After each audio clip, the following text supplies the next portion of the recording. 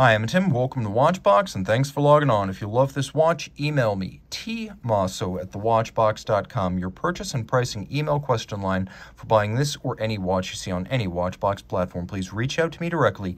Email tmosso@thewatchbox.com for pricing.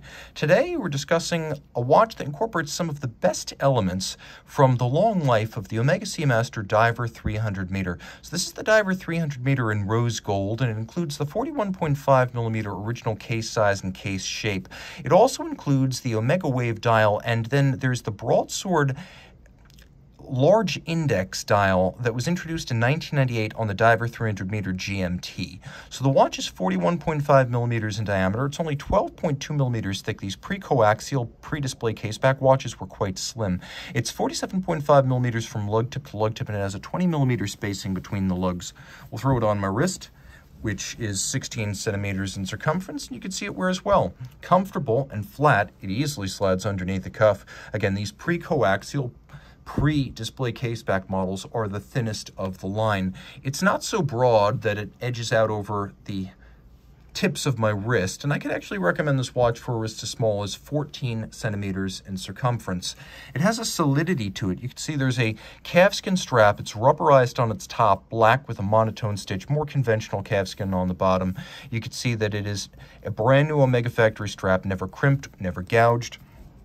We have here a single fold deploying clasp with a combination of polishing and media blasting. The strap actually tucks in through the underside of the clasp, then it pins down, and the result is that it's a very clean look with all excess material hidden underneath the strap, and then there's no need for minder loops. The case design is borderline iconic, as this lyre-style lug with outward and inward bevels has been used on Seamasters and Speedmasters since the early 60s. You can see that the face of the case, outboard, all satin finished longitudinally. There's a bevel that expands at the end of the lugs. That's polished. We have the helium escape valve. You unscrew this before dive, and if helium builds up in your watch during saturation diving, this little valve will release it before it can blow out the seals and the sapphire of the watch. The watch does have a screw-down crown. It is 300 meters water resistant. We have a bezel here.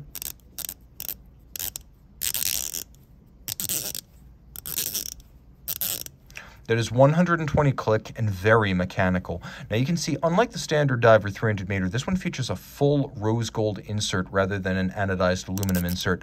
And I actually find that dive bezels are a wonderful timing instrument, more useful than chronographs on many occasions because they're easier to read, they're more intuitive, and you actually get a full 60 minutes. Most chronograph registers are just 30 minutes. So you're ahead of the game here now because you do have that maxi dial with the broadswords and the large indices from 1998 forward.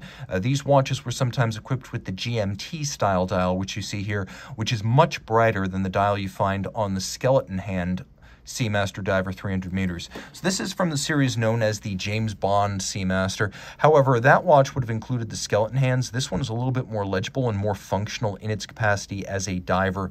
Now on the reverse side, you see that Omega Wave motif again. It's on the dial, subtle, but it's there. And then a screwed-in case back with the hippocampus or seahorse that's long been a symbol of the Seamaster watches. We do have a date. There is a quick set for it. We do have hacking seconds, so you can stop the movement. Inside the case, we have Omega Caliber 1120, which is basically an ETA 2892A2 modified for Omega by ETA.